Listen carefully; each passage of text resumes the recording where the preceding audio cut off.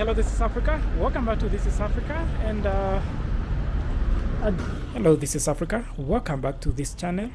And let me take you to this section. And this is a section between Haile Selassie Avenue, Uhuru Highway Roundabout, and Bunyala Uhuru Highway Roundabout. And this is a section that I have realized that I have not done a lot of update in recent videos. So I thought it would be better if I do it today. And let me take you to this section so that I can show you some of the progress that have been happening there. Remember, the Nairobi Expressway is having a lot of changes, and we really have to try to keep up with them. And guys, remember, I'm not only doing the update on this Nairobi Expressway, I'm doing update on other places as well, and have showed you major towns. So let us get back to this place. This is a section that is close to, you can see there is a tarmacing, and this is something that is currently undergoing for the whole of Nairobi Expressway. So I just want to show you this section because it's just a section that was recently tarmacked. This is so close to Railway Museum, and as we go toward Bunyala Roundabout, you'll see that there are a lot of toll stations that are built on that section, and I do believe that they are on their final stages. That is probably judging from what I have seen, and maybe when you look at them, you can probably see that too.